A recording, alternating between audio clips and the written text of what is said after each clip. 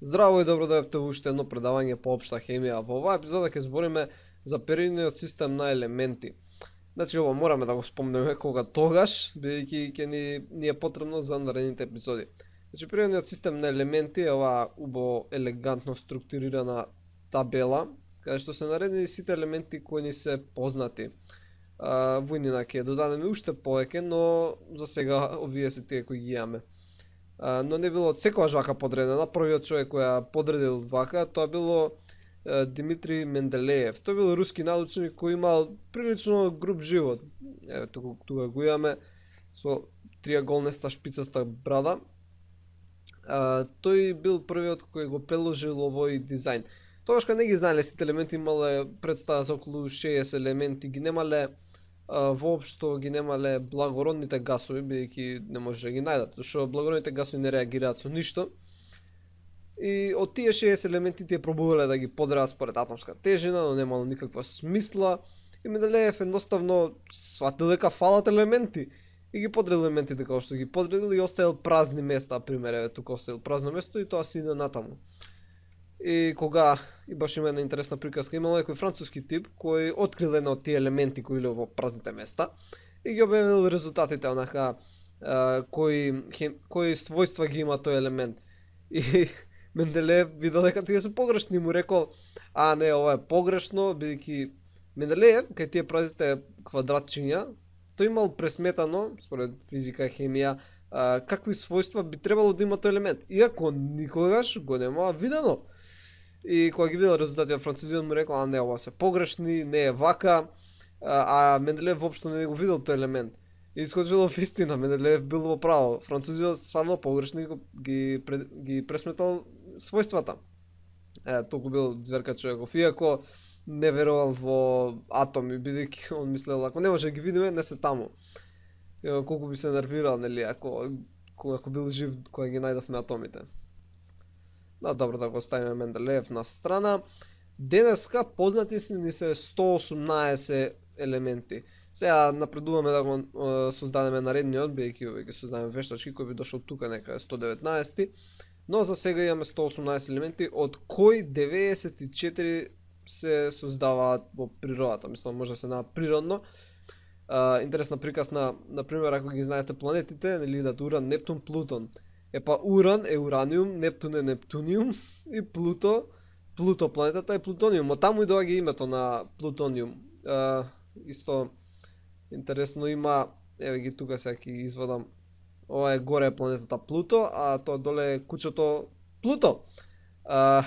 Кучето Плуто е крстено по планетата Плуто. Да, Волт Дизни потоа му го дал името. Исто кога стигна сега пред една година, кога ја сликаа планетата Плуто, сондата што идеше до нејзе користеше плутониум како гориво. Така, тоа е интересен тривија факт. Но ајде да се вратиме сега ние на хемијата. Значи, како што си имаме овдека таблица, гледате, се е убаво обоено, доли имаме представа што е што. Ја ќе спомнам, но еве, овие тука што се од црвената група, црвено обоени што се, дали овие се нарекуваат S блокот, овие се наречени алкални метали. Односно, ова е тоа што го сметаме за метал. Иначе напоменам, овие цела оваа група, не да оброиме со портокалово, се метали без водород. Жолтава група се преодни метали и ова тука десно се неметали. Но има поспецифични подобри. Значи првата се наречени алкални метали. Втората, кај што се берилиум, магнезиум, калциум, тие се земјоно-алкални метали. Значи тие се земјоно-алкални, има два валентни електрони.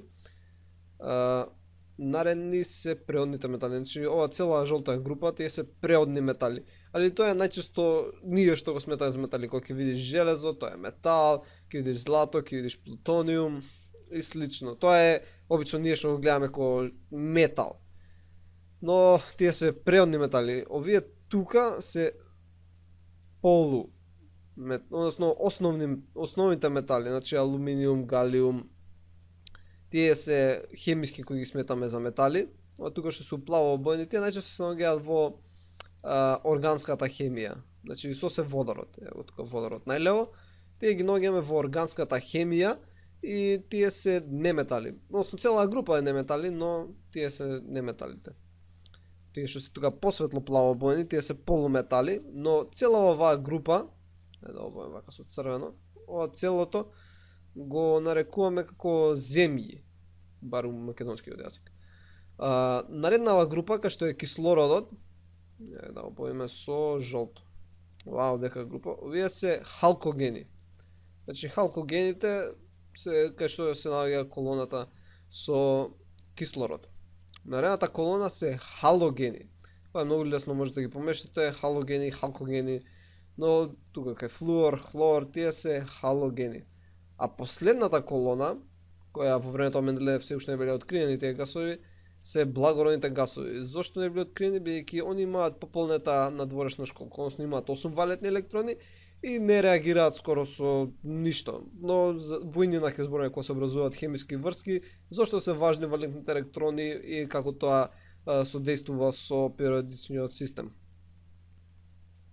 Сега да ги спомнеме овие дека што ги гледате доле, значи овој првиот ред се наречени лантаноиди. Зошто? Зашто поради првиот елемент. Тие под него се актиноиди. Еве ги ставиме со илјакова боја. Сега, можда вака секогаш ќе сретне периодичен систем елементи, но ова не е правилниот начин, него правилен е нешто како ова. Аха, го зголемиме, зашто не се гледа баш. Односно, тие лантаноидите и актиноидите доаѓаат тука помеѓу природните метали и металите. Сега зашто не го цртаме вака, зашто вака не е учебници, бидејќи едноставно е многу непрактично. Можете да видите, многу е голема хемиска таблица, не може да се става на постери, во учебници и слично. Затоа е попрактично да си е како што е на оваа слика. Сега не спомнавме како се нарекува, значи овие горе бројчиња што ги гледате над нив, тоа се нарекуваат групи. Значи имаме 1, 2, 3, 4, 5. Или исто се нарекуваат колони. Али колони и редови ја најчесто ги мешам, затоа не го употребувам тој термин. Односно некогаш ако употребам сигурно ќе го смешам, но тие се нарекуваат групи, а периоди се овие што идат вертикално. Односно еве ги 1, 2, 3, 4, 5, 6, 7 и така. Овие лантаноиди и актиноиди спаѓаат ова е, например, шестата група, ова е седмата група, бидејќи тие нели треба да дојдат тука измеѓу.